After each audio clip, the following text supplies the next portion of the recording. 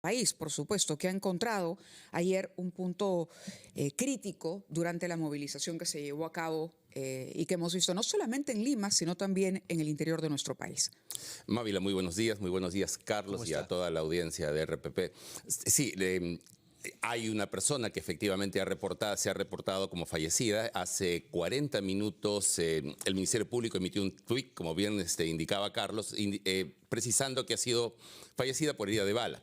En el transcurso de las horas, el ministro del Interior se presentó en entrevista con RPP e indicaba que la disposición policial no hay efectivos en la zona alrededor de la Plaza Francia. Por lo tanto, tenía que investigarse cuál o quiénes habían estado implicados en este hecho. Un elemento importante es que las unidades especiales que despliega la policía no tienen arma de fuego. Entonces, ¿qué pasó aquí? ¿Qué ocurrió? Lo concreto es que hay una persona que ha perdido la vida por un impacto de bala, pero tiene que definirse de dónde vino esto. A la par de esta variable, hay que tener en cuenta que con anterioridad, como lo ha reportado el general Baella hace unos minutos, además lo ha reiterado en RPP, algunas personas han cometido actos de sabotaje respecto del sistema de cámaras del municipio de Lima. Eso fue el lunes, pero ya se habían reparado. Se repara y se pierde un poco de estas cámaras. Ahora, lo que quiero decir es que hay que ver esto de modo sistemático. Hay personas que se infiltran en la marcha, las personas tienen el derecho, el legítimo derecho de protestar y manifestarse en contra de alguna situación política o lo que ellos consideren pertinente.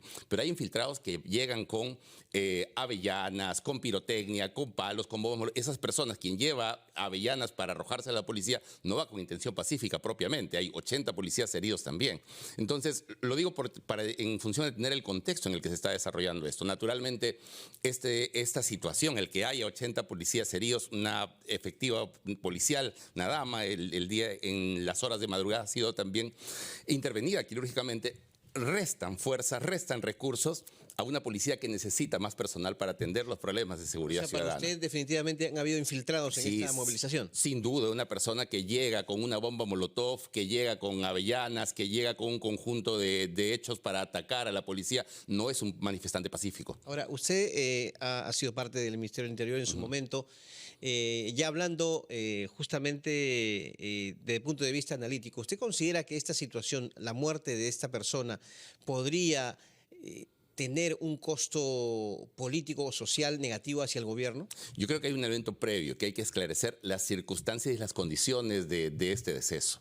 Es decir, ¿qué es lo que pasó? ¿Por qué es que esta persona... Lo que sabemos es que hay una persona que perdió la vida por un impacto de bala. ¿De dónde vino este impacto de bala? ¿Qué es lo que ocurrió? Esto no queda claro hasta este momento. Bueno, es lo que pasó con las protestas en el inicio del gobierno de la señora Boluarte. Y es lo que se le reclamó durante todo el gobierno. Es decir, la pregunta siempre quedó abierta, no había una explicación y eso dejó, sin duda, una herida abierta en la sociedad. En este caso, y ahora que acaba de ocurrir este hecho con otro presidente, otro ministro del Interior, otro ministro de Justicia, bueno, se espera que por lo menos desde allí se haga una investigación lo más rigurosa posible y atendiendo a todas las partes. Con una diferencia importante, sí. En aquellas manifestaciones hubieron varios videos, por lo menos una decena, donde se veían diferentes efectivos de las Fuerzas Armadas haciendo uso de sus armas de fuego. Claro, pero al final no supimos quiénes fueran los responsables, claro. No se publicó, a lo que voy es a que no se transparentó la investigación y todo el tiempo venía el reclamo de las víctimas, de los deudos, de la ciudadanía. Bueno, ¿y qué pasó con esta gente? ¿Cómo murió finalmente? ¿Cuál es la respuesta del Estado frente a lo que ocurrió durante esas protestas? Este es un hecho lamentable, por eso digo, no se pueden repetir los errores de dejar la cosa al imaginario colectivo. Se tiene que esclarecer con información rigurosa, con data. Esto pasó a esta hora, aquí está aprobado, la cámara vino, demostró, estaba aquí parado fulano de tal y él fue el que dispara. ¿Qué es lo que dice el informe médico? ¿Qué es lo que dicen los doctores sobre cuál es el trayecto de ese proyectil, etcétera, etcétera? A eso vamos. Ahora, todo esto se produce en un marco de inseguridad, ¿no? En un desarrollo del crimen que no habíamos visto hace mucho tiempo en nuestro país, aunque ya podríamos decir que llevamos varios años en esto, instalado el crimen organizado. ¿Qué acciones debe tomar el Ministerio del Interior? Porque aquí se combinan varios factores, ¿no? Y uno de los factores que se reclame, que ha dado pie a las movilizaciones, no a esta en particular, sino a las anteriores, ha sido justamente el temor de determinados sectores como el del transporte, de salir a trabajar, porque son víctimas de extorsión. Y esto ha ido calentando, calentando y se ha sumado, ¿no?, al descontento, a la frustración de la ciudadanía frente a lo que las autoridades no hacían para ponerle un freno justamente a esto.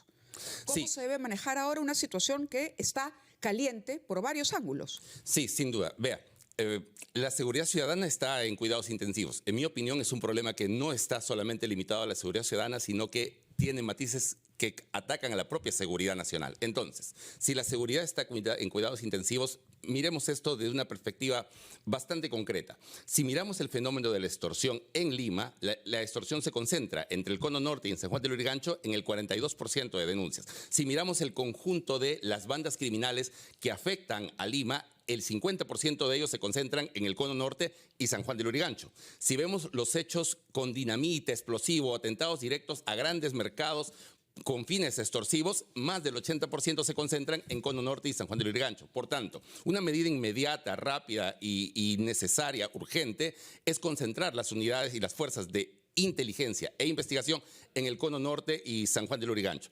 Por favor, Carlos. Usted plantea también, por ejemplo, que la sede del Ministerio del Interior se traslade a esta zona norte de la capital, a Comas, para ser más específicos. Sí. Ahora, le pido por favor que nos explique qué influiría eso o qué factor sería importante aquí, ¿no?, como influencia para que los niveles de criminalidad y de delincuencia se reduzcan con solo trasladar el ministerio de donde está hacia el distrito de Comas, por ejemplo, en la zona norte. Le pido... Retornamos a ampliación de noticias a través de RPP, confianza y credibilidad por todos los medios. Mamila Huertas y Carlos Villarreal con ustedes, conversando con Julio Corcuera Portugal, abogado, ex viceministro de Seguridad Pública del Ministerio del Interior. Le había hecho una consulta. Entre sus propuestas, señor Corcuera, está el trasladar el despacho del ministro del Interior hacia una de estas zonas donde hay mayor índice de criminalidad y extorsiones. Por ejemplo, Comas. Ahora, sí. Eso, ¿cómo podría ayudar a reducir los niveles de criminalidad, no solamente en Comas, sino en toda la zona norte de la capital? En principio no hay receta mágica y ninguna medida por sí sola, únicamente individualizada, va a cambiar la realidad.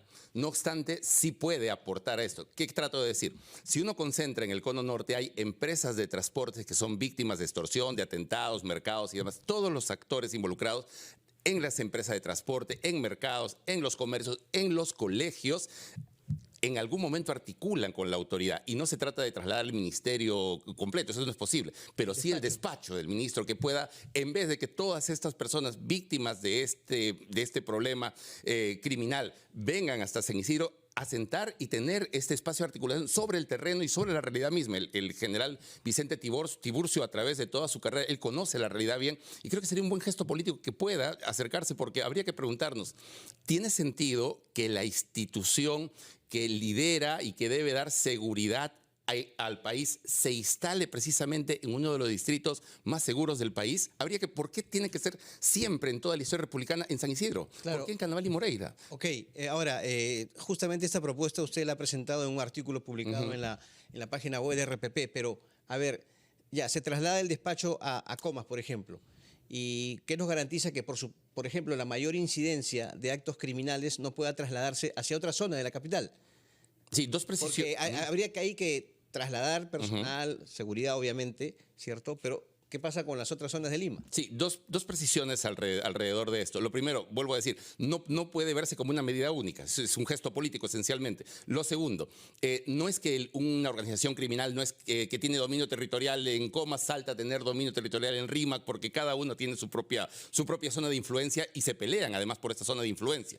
Lo que puede pasar, o ocurre esto cuando se desplaza personal de un espacio territorial a otro espacio. Pero no se trata de nada, estamos hablando de un movimiento administrativo, no de personal. Entonces, esa es una primera diferencia. Esto, por supuesto, debe ir acompañado de otros elementos. Yo planteaba, por ejemplo, si estamos frente a una situación de seguridad nacional y la extorsión es un elemento que se basa en el miedo, tiene miedo el chofer, tiene miedo el cobrador, el usuario del transporte público, se hace necesario plantear una estrategia de transporte seguro. ¿Qué cosa quiero decir? Así como hay unidades de inteligencia, un grupo Terna ha trabajado temas de microcomercialización de drogas, infiltrarlos en las empresas empresas de transporte que son víctimas de esto. Del mismo modo... Por eso estamos hablando de inteligencia. Exactamente. Ahora, ¿pero qué ocurre? Los delincuentes se infiltran en los WhatsApps de las empresas de transporte. Le ponen pistolas en la cabeza, como pasó con el conductor de esta empresa de transporte, Huáscar, para que lo incluya en el grupo y además graba un video a partir de eso. También los agentes policiales deben infiltrarse y a partir de esto identificar a los criminales. Pero acá hay que tener en cuenta una variable. Uno de los temas que están vinculados con el miedo tienen que ver con los atentados que han ocurrido. En los últimos 6 meses, 10 mercados de entre el Cono Norte y San Juan del Urigancho han sido atacados. Huamantanga, Unicachi, Febacel. En el caso de Unicachi específicamente, el 15 de mayo de este año, en el baño de este mercado, se deja un explosivo y bueno, hay una afectación a la seguridad.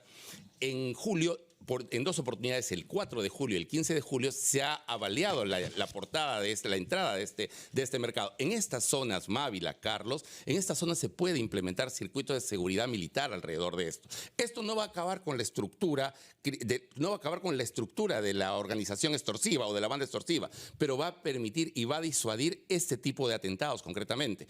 Quisiera que aquí se me comprenda. Cuando se piensa en la participación de las Fuerzas Armadas, se suele pensar en estado de emergencia mal usado de que hemos salido. Pero es que eso fue un absurdo. ¿Qué cosa quiero decir? Sacar a los militares para pararlos en la avenida Javier Prado, en la avenida Arequipa, en el Huón de la Aurora, en la Arcomar, ¿qué sentido tiene? No se plantea de hacer un uso irracional, sino desde una perspectiva estratégica, ubicarlos precisamente en estos que son puntos calientes. Sí, le agradecemos muchísimo que haya estado con nosotros. Entendemos que tiene un viaje programado, incluso que tiene que ir al aeropuerto. Ha sido el señor Julio Corcuera Portugal, abogado y ex viceministro de Seguridad Pública, analizando esta situación y la estrategia que se debería aplicar para finalmente ponerle coto y empezar a revertir el proceso de la delincuencia tan violenta, tan sofisticada que tenemos en este momento. Gracias por estar con nosotros. Muy buenos días. Gracias. Y a las 8:00